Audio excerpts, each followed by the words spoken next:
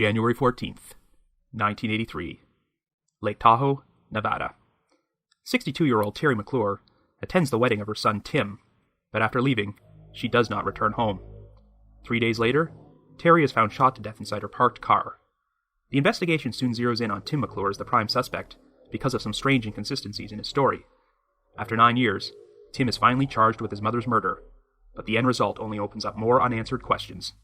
After that, the trail went cold.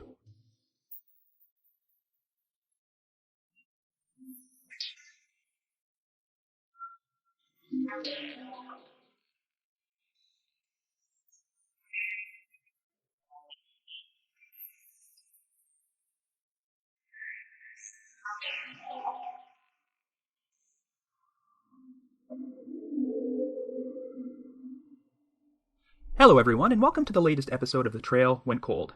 I'm your host Robin Warder, and today I am going to be covering one of the most controversial, highly requested cases ever featured on Unsolved Mysteries, the 1983 murder of Terri McClure.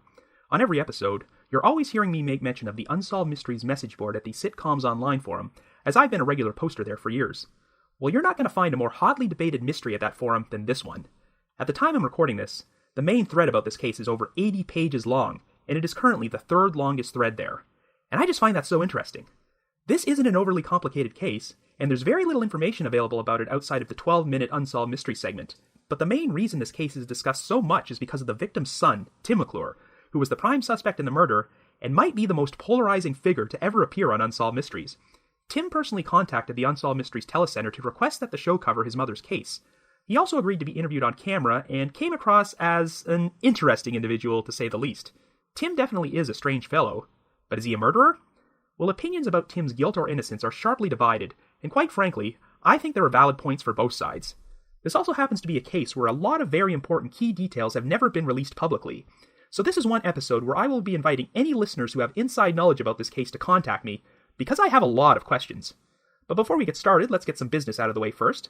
Just a quick reminder that The Trail Went Cold is a weekly podcast which alternates between our regular full-length episodes like this one and shorter minisodes. We deliver either a new full-length episode or a new minisode every Wednesday. We're currently available for download on several platforms, including iTunes, Stitcher, and Google Play Music. So if you like this podcast, be sure to subscribe to it and leave us a rating or a review. The Trail Went Cold also has its own PayPal account and a donate button on the website. If there's anyone out there who wants to make a donation, we would greatly appreciate it, and we'll be sure to give you a shout-out on a future episode. We've actually got a couple of very generous new donors this week, including Jonathan and Adam, and also Carrie, who has signed up for recurring monthly donations. So thank you so much, guys. And just another reminder that I will be appearing at CrimeCon at the JW Marriott Hotel in Indianapolis from June 9th to the 11th. The Trail Went Cold will be represented on Podcast Row alongside the best true crime podcasters in the business. So if any of you listeners are attending, I would love to meet you in person. If you're planning to go, but haven't bought tickets yet, you can visit their website at crimecon.com and enter the promo code TTWC20 to get yourself a 20% discount. That's TTWC20. And here's one more cool announcement. I frequently made mention of a Facebook group I'm part of called Podcasts We Listen To. Well, these guys are actually going to be holding their own special event next year called PodCon for both podcast hosts and listeners. Here's a brief promo from them with more information.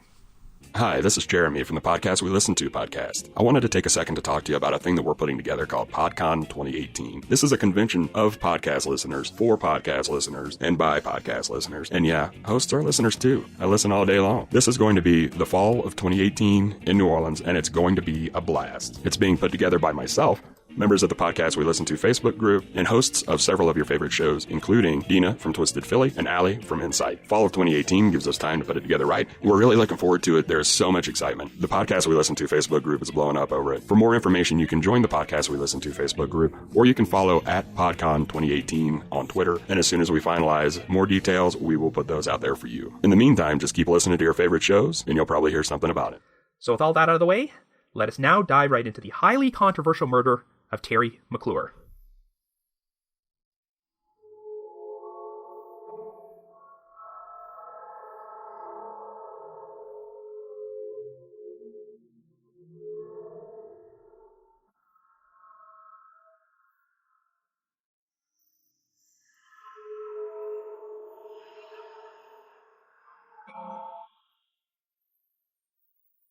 Our story begins in Nevada in 1983.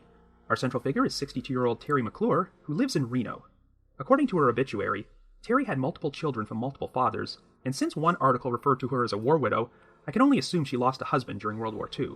Terri seems to have a particularly close relationship with her 31-year-old son, Tim McClure, who lived with her on and off throughout his 20s. Tim has since moved away to Los Angeles, and since his father is deceased, Terri is now living alone as a widow. However, Tim is getting married, so on Friday, January 14th, Terri makes the 1-hour drive from Reno to Lake Tahoe to attend her son's wedding. According to Tim, he accompanied his mother to her car at approximately 10 p.m. Tim told Terri that he and his wife were planning to come visit her the following day, before she left to drive back home to Reno, and this would turn out to be the last time anyone ever saw Terri alive. Anyway, Tim and his new wife did show up at Terri's home in Reno at around 6 p.m. the following day, but they were surprised to discover that she was not there. Since that morning's newspaper was still outside, this seemed to indicate that Terri had not arrived home at all after leaving Lake Tahoe. Tim contacted many of his family members and friends to see if anyone had heard from Terri. Since no one seemed to have any idea where she was, Tim called the police and reported his mother missing. On Sunday morning, there was even more cause for concern when Terri did not show up for her scheduled shift at her job. Finally, on the morning of Monday, January 17th, Terri McClure was found murdered inside her parked car. She had been shot twice in the head while in the front seat of her vehicle, which was located in the parking lot of the Carson City Nugget Casino, which would pretty much be the halfway point on Terri's drive from Lake Tahoe to Reno. Curiously, the vehicle was locked, the keys were in the ignition, and Terri's body was sitting upright in the front seat. There would be no murder weapon found at the scene, and Terri's purse was missing. Police would suspect that Terri had been killed on Friday the 14th, the same night she went missing. Anyway, investigators started questioning Tim, and this would be the entire reason the case has become so memorable among Unsolved Mysteries fans.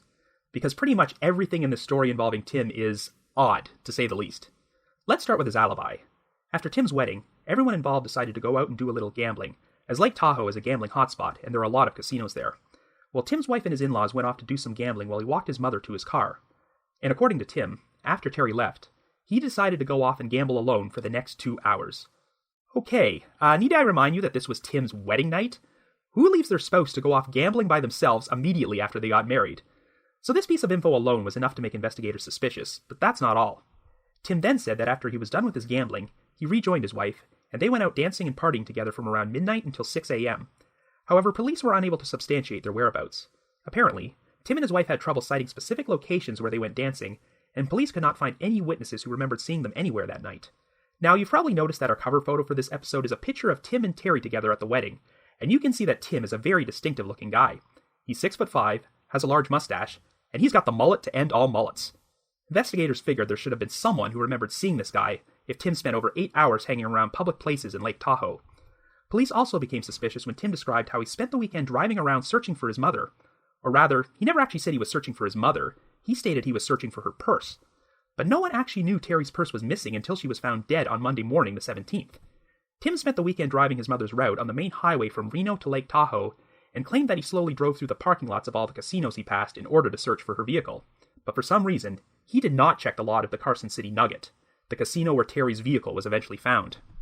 And of course, Tim had to address this issue in the oddest way possible. Here is the exact word-for-word quote he provides during his Unsolved Mysteries interview to explain why he did not drive through the parking lot of that particular casino. "Sometimes you get a gut feeling. You could maybe think of the Holy Spirit guiding you. There was perhaps a feeling of keeping me away from there to save me from finding her. I thank God I didn't find her. It would have destroyed me to find her." Now, these inconsistencies in Tim's story are strange, but hardly damning. However, the next piece of suspicious evidence investigators uncovered was a real doozy. They learned that Tim had called a credit card company to cancel one of his mother's cards on Friday, January the 14th, before his mother disappeared. The company even provided a memo in which the representative who spoke to Tim on the phone wrote down January 14th as the date of the call, and she also wrote that Tim had mentioned that his mother was deceased. However, Tim claimed he actually made the phone call on Monday, January 17th, and did so because he could not find his mother's purse or credit cards. He maintained that the credit card representative was mistaken and accidentally wrote down the wrong date. Tim also claimed the call took place before he learned Terri's body was found, and that he told the representative that his mother was missing, not deceased. Well, whatever the real truth was, this inconsistency was enough to prompt investigators to zero in on Tim as the prime suspect in the murder, so they started looking for a potential motive. They discovered that 6 months before she was killed, Terri had taken out a $10,000 life insurance policy and named Tim and one of his sisters as co-beneficiaries, and after splitting the money with his sister, Tim's cut would have come out to $5,000. Of course, Tim was absolutely appalled by the idea that he'd murder his own mother for $5,000, so police asked both him and his wife to take a polygraph test, and the results indicated deception from both of them. Tim apparently flunked the test in a big way, but interestingly enough, the polygraph only showed deception from his wife when they asked her one question: "Do you know who murdered Terri McClure?" Overall, Investigators believed they had built up a strong enough circumstantial case to charge Tim with his mother's murder, but the Nevada District Attorney did not believe the evidence was sufficient enough to make an arrest. So the case came to a complete standstill for the next 6 years, until Tim heard about a very popular new television show called Unsolved Mysteries, which had a toll-free number you could call to contact them. Even though the Unsolved Mysteries telecenter was mostly used by viewers to phone in tips, Tim took the unusual step of calling the number to ask the show if they would feature his mother's case. They said yes, and the episode wound up airing in April of 1989. And needless to say, Tim came off as really awkward, jittery, and nervous during his interview. Now, I don't want to mock a guy just because he's different, but there are some pretty surreal moments during this segment. You probably know that Unsolved Mysteries always filmed reenactments of the events in their stories. Tim actually played himself during all of the reenactments involving him, which might sound unusual, but during the early seasons of Unsolved Mysteries, it actually wasn't uncommon to see the real people from the cases playing themselves. It just gave the show an extra feeling of authenticity. However, Tim appears in one reenactment where he escorts an actress playing his mother to her car on the night of his wedding, and he plays the scene wearing a tuxedo with blue jeans and white tennis shoes. Okay, so maybe that scene is accurate, and Tim really did wear jeans and tennis shoes when he got married? I won't judge him for that. But I've always found it so bizarre that he would dress like that on national television in front of millions of people while acting out a scene with a woman portraying his mother, whom he was suspected of murdering. If Tim was actually guilty, then that's pretty messed up. Anyway, Tim hoped that getting his mother's case on Unsolved Mysteries would lead to someone providing information which would help clear his name. But this whole strategy kind of backfired on him. All this extra exposure seemed to reignite the investigation, and in September of 1992, Tim McClure was finally arrested for his mother's murder. And let me tell you, I am damn curious as to why. All I know is that airing this case on Unsolved Mysteries somehow opened the door to new evidence being uncovered which prompted investigators to make an arrest, though it seems like the evidence was still very circumstantial. I uncovered a few newspaper articles about all this, but they didn't reveal much in the way of information.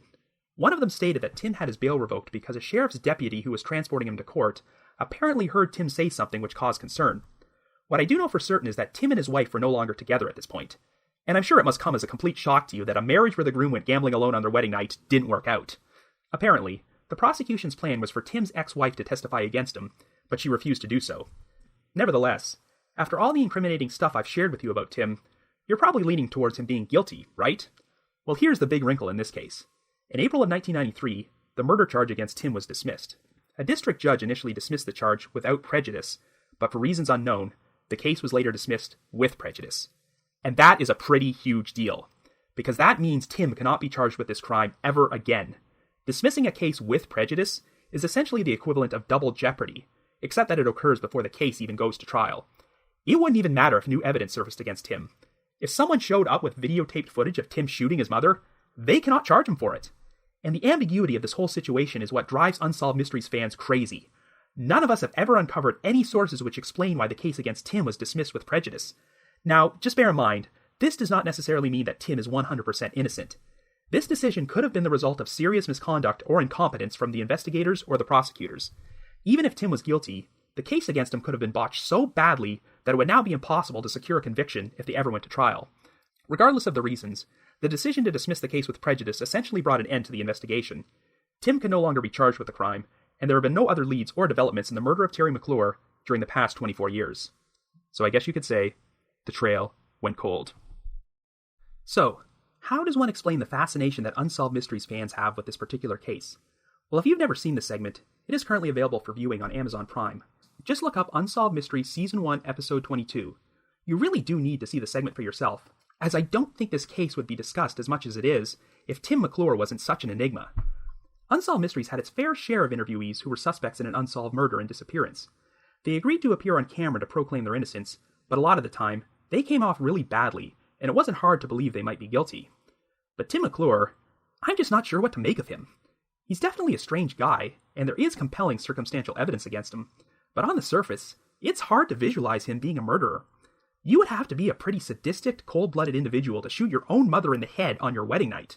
While Tim comes across as awkward and nervous, he doesn't seem like a psychopath, which you would probably have to be in order to commit a crime like this.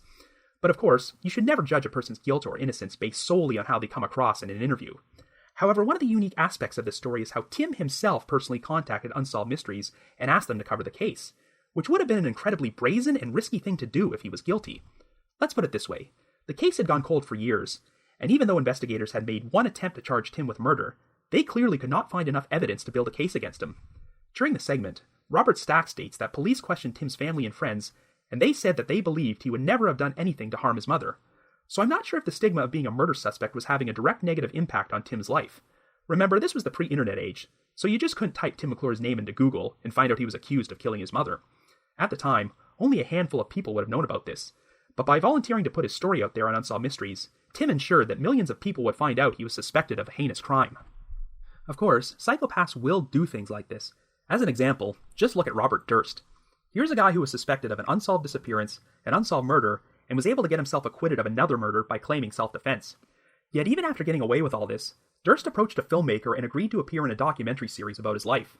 The end result was The Jinx, and as you probably know, this led to new evidence being uncovered which got Durst charged with murder. And while it took 3 years, the same thing essentially happened to Tim McClure, as the Unsolved Mystery segment apparently paved the way to new evidence being discovered which got Tim arrested for his mother's murder. However, the key difference is that Robert Durst is a narcissistic sociopath who had gotten away with everything in his life because of his wealth, and he probably thought he could do so again. Well, Tim McClure is certainly not a wealthy man. For all we know, he could be a narcissistic sociopath, but I always got a feeling of naivete from him more than anything.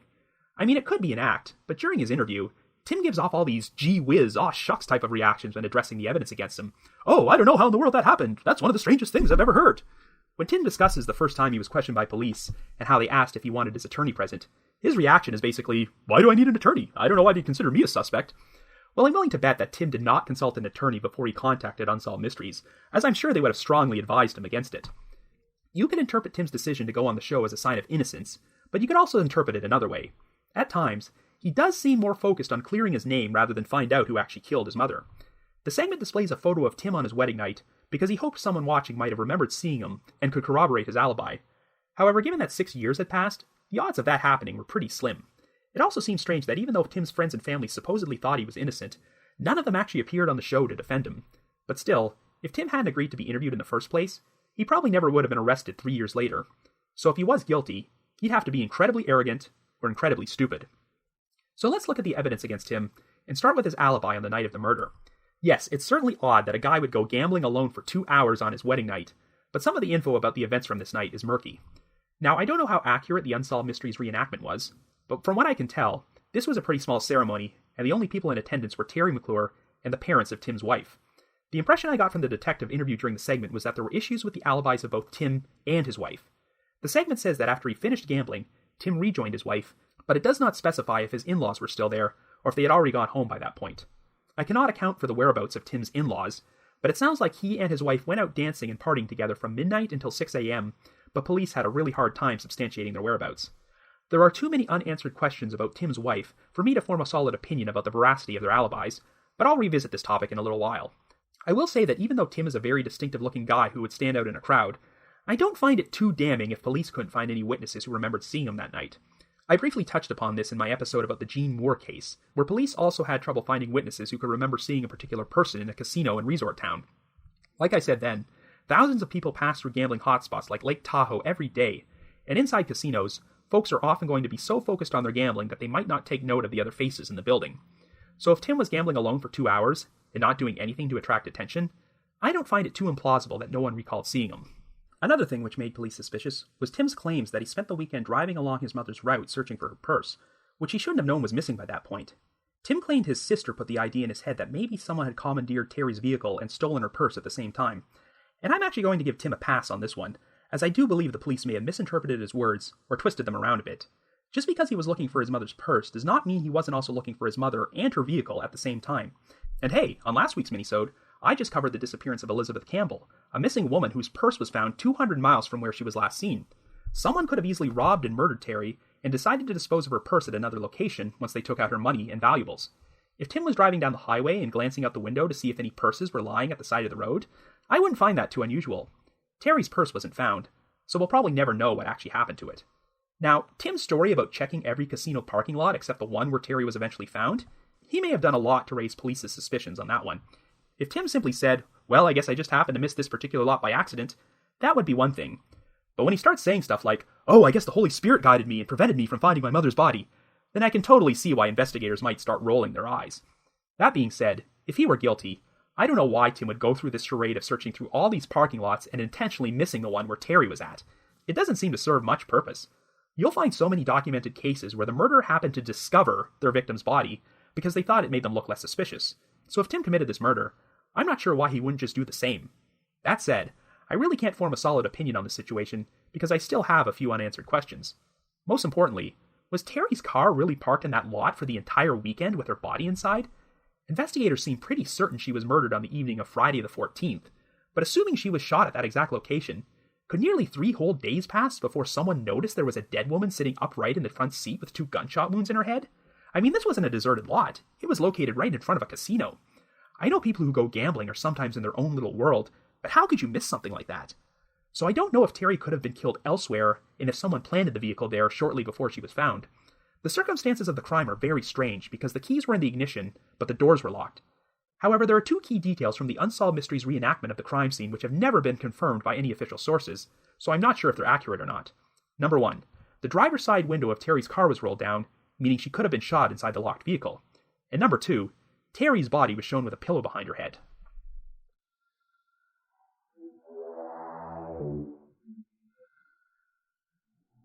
So now we'll get to the biggest source of controversy in this case, and that's Tim's phone call to the credit card company. Was Tim such an inept criminal that he called to cancel his mother's credit card and told the employee Terri was dead before she even went missing?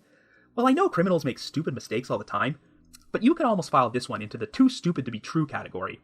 However, you do have to keep in mind that this was 34 years ago, and the method used to cancel credit cards back then must sound prehistoric now. If you were to call your credit card company today, there would be no misunderstanding, because the call would be automatically monitored and recorded, and all the information logged into a computer. But in 1983, the representative that Tim spoke to literally wrote down all his info by hand on a memo. They even show a photo of the memo during the Unsolved Mystery segment. So it's not completely impossible that Tim could have phoned on January the 17th, like he said, and the employee accidentally wrote down January 14th as the wrong date. But on the other hand, Tim's story is that he phoned before Terry's body was discovered and said his mother was missing, but the employee wrote down she was deceased. It's easy to buy she could have mistakenly wrote down the wrong date, but it does seem like a stretch that she could also write down the word deceased when Tim said his mother was missing. That would mean she is one of the sloppiest credit card representatives ever, and that Tim has the worst stretch of luck imaginable. But I've never really known what to make of this whole situation. I think my biggest issue is that if Tim was guilty, I just cannot think of any logical reason why he would call to cancel his mother's credit card before he committed the murder. Before he even arrived at his wedding, no less. What purpose could that possibly serve? How does this benefit his plan in any way? I mean, what if Terri stopped to buy gas on her way to the wedding and discovered her credit card was canceled? This seems like an awfully risky decision by Tim with zero upside. It's far more plausible that he would call to cancel the card because Terri had been missing for days and he believed the card was stolen. An unanswered question I've always had is whether or not phone records were checked in order to verify when this call was actually made. But like I just said, this was 1983, so I'm not sure if they had the available technology to do this at the time. I very much doubt that they uncovered any hard evidence to prove Tim called the credit card company on Friday the 14th. If they did, investigators would have caught Tim in a huge lie, and I think that probably would have been strong enough evidence for the district attorney to charge him with murder. So let's look at the rest of the case against Tim. In his defense, the murder weapon was never found, and as far as I know, the investigation never uncovered any evidence that Tim owned a gun. The apparent motive for Terry's murder was the life insurance policy she left for Tim and his sister, and Tim's share would have amounted to $5,000. It seems pretty cold that a man would murder his own mother for only $5,000, especially since they appeared to have a very close relationship, but the lead detective countered by saying, people have been killed for a lot less. If Tim was desperate enough and really needed money, I suppose he might have been motivated to do something like this for a mere $5,000. I hate to keep harping on this, but the guy went gambling alone on his wedding night. So it would not surprise me if Tim had a bit of a gambling problem and needed some quick cash to pay off some debts. I also find it interesting that even though Terri had several children, this insurance policy only covered Tim and one of his sisters, so I'm not sure I should read anything into that. But all theorizing about Tim's possible motive would be nothing more than speculation on my part. The main obstacle against properly analyzing all the evidence against him is the biggest wildcard in this case: Tim's wife. You probably noticed that I've never mentioned her name, but that's because it's never been publicly released, and I know virtually nothing about her. All I know is that her marriage to Tim had come to an end by the time he was charged with Terry's murder in 1992, but I don't know if the split occurred before or after he appeared on Unsolved Mysteries. It sounds like there were issues with her alibi on the night of the murder. She flunked one question on her polygraph, and she refused to testify against Tim when he was charged with the crime. So there are many assumptions one can make about the former Mrs. McClure. Could she have been the mastermind behind Terry's murder? Was she Tim's accomplice? Or did she simply know more than she was telling? Since police had trouble substantiate the whereabouts of both Tim and his wife on the night Terry disappeared, you could reasonably assume they might have been in on it together. I've always pondered the possibility that Tim's wife murdered Terry, and Tim had no direct involvement, but his wife frightened him into staying silent about it. However, if that was the case, I seriously doubt that Tim would have gone on Unsolved Mysteries years later. I'm really anxious to know what the state of their relationship was at the time Tim did that interview. She never appeared on camera to defend him, even though she was supposed to be his main alibi witness.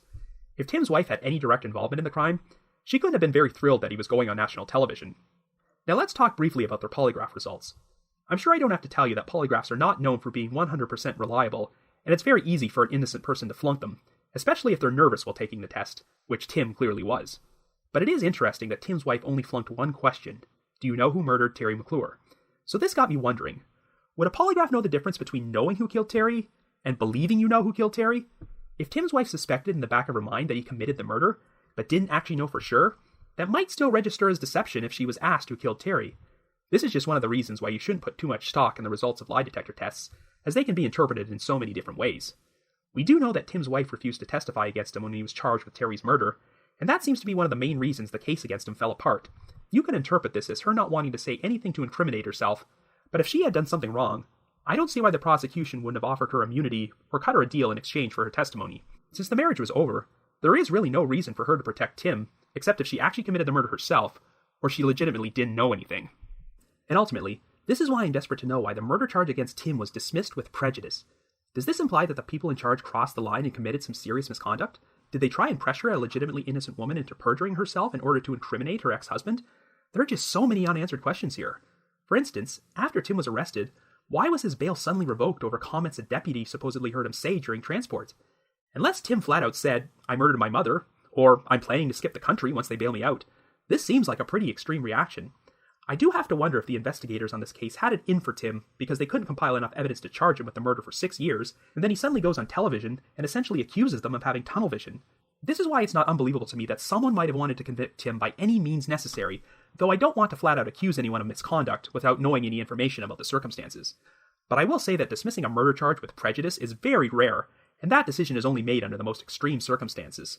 Out of curiosity, I did some Googling to find some other examples of murder cases which were dismissed with prejudice, and there are a variety of reasons why these happened. Some of them were because of prosecutorial misconduct, some were because the state violated the defendant's right to a speedy trial, and there were others in which the so-called murder turned out to be nothing more than an accident or the result of natural causes. Obviously, some of these reasons wouldn't apply to Tim McClure's case, but something really out of the ordinary had to have happened if a decision was made to close the door on ever prosecuting him again. I don't know if this means they somehow uncovered solid concrete proof supporting Tim's innocence, or if the case against him was botched so badly that it would now be impossible to ever present this case at trial and secure a conviction against him. But of course, another big question here is, if Terri McClure wasn't murdered by her son or daughter-in-law, then who could have actually been responsible? In one of the newspaper articles about the case, Tim brings up the possibility that his mother might have been killed by a hitchhiker, since she apparently had a tendency to pick them up from time to time. That's certainly possible, but I think the most plausible theory is that Terri may have simply been the random victim of a robbery gone wrong. Let's assume the Unsolved Mysteries reenactment is accurate, and that Terri's car was found with the driver's side window rolled down, and that she had a pillow behind her head. Reno is a 1-hour drive from Lake Tahoe, and Terri was driving late at night, so it's possible she might have become very tired and sleepy during her drive, so when she arrived in Carson City, she decided to pull into the nearest casino parking lot for a nap, locking the doors and leaving her keys in the ignition. However, some perp going through the lot notices a vulnerable elderly woman sleeping in the front seat of her car, and since her purse is visible, they decide this would be an ideal opportunity for a robbery. So this person knocks on the driver's side window, waking up Terri and prompting her to roll the window down. The perpetrator then shoots Terri in the head twice, reaches inside the vehicle to grab her purse, and then flees the scene. Or maybe Terri left the window rolled down while she took her nap, and the killer decided to shoot her while she was still sleeping. It's a very believable scenario, but the only unanswered question is if Terri's body could have remained in that parking lot for an entire weekend before anyone called the police. So I wouldn't completely discount the possibility that she was killed elsewhere and the vehicle was planted there, and I don't think some random robber would go to the trouble of doing that. But I wouldn't say this theory is any less plausible than Tim being responsible for the murder, though there isn't enough hard evidence to point in either direction. So what is my ultimate conclusion here? Well, like I said during the intro, I personally think there are valid points supporting both Tim McClure's guilt and his innocence. I cannot provide a definitive answer to this question, since there are very important pieces of information that I am not privy to, but my gut feeling tells me that Tim didn't do this. Yes, on the surface, there is some suspicious stuff which seems to point to his guilt, but look at it this way. If Tim committed the crime, he has got to be one of the dumbest criminals who's ever gotten away with murder for over 30 years. Think about the weird contradictions here. This guy is dumb enough to cancel his mother's credit card several hours before he murders her, yet he's smart enough to obtain a murder weapon and get rid of it without leaving any paper trail, and he manages to shoot his mother or plant her body in a public casino parking lot without anybody seeing anything. I can't really explain it. I don't know what it is, but whenever I see Tim interviewed, I just don't get a murderer vibe from him. He's definitely an odd individual, but I still detect an air of sincerity when he's talking about how much he loved his mother. And after getting away with this crime for 6 years, I just can't fathom why he'd contact Unsolved Mysteries, put himself out there on national television, and rejuvenate the investigation unless he legitimately wanted this case to be solved. I subscribe to the theory that Terri was probably just in the wrong place at the wrong time and was shot by some random killer who wanted to steal her purse. All that being said, my ruling on Tim McClure's innocence is a very tentative one, and I could easily change my mind if I heard the full story. I would really like to know what new evidence compelled investigators to charge Tim with murder 9 years after the fact, and what motivated the decision to dismiss the charge with prejudice, assuring that Tim will never ever be prosecuted for this crime again. If I knew all these key pieces of information, I'd have a much stronger idea of where I stand on Tim. So if there is anybody out there with inside knowledge of this case who can answer all these questions I have, please get in touch with me. Terri McClure sounded like a very nice lady who was devoted to her son, so if he was the one who killed her, then that's a pretty awful tragedy, especially since he will never have to face justice for it. But if Tim was innocent all along, then there are 2 victims in this case, as he had to suffer the ordeal of losing his mother and then spend the next decade of his life being unjustly accused of murder. So if you happen to have any information about who really killed Terri McClure, and you know it wasn't her son and that someone else was responsible, please contact the appropriate authorities. But if you just have your own thoughts about what happened, feel free to leave me a comment or send me an email at robin.warder@icloud.com. That's robin.warder@icloud.com. I'd like to thank all my fellow fans at the Unsolved Mysteries message board at the Sitcoms Online forum. With any luck, maybe this podcast will bring us some answers about our most heavily discussed case ever. I also want to send out a big thank you to Miguel Foote, who edits and assembles this podcast together for me. And of course, a major shout out to Vince Nitro, who composes the eerie music you hear on every episode. If you haven't already, you can like us on Facebook, follow us on Twitter, or leave us a rating or review on iTunes, Stitcher, or Google Play Music. And like I mentioned earlier, we also have a donate button on our website. So if you're feeling generous and want to express your appreciation for all the hard work we put into this podcast, we'd be extremely grateful. So have yourself a good week, and join us next Wednesday for a brand new minisode of The Trail Went Cold.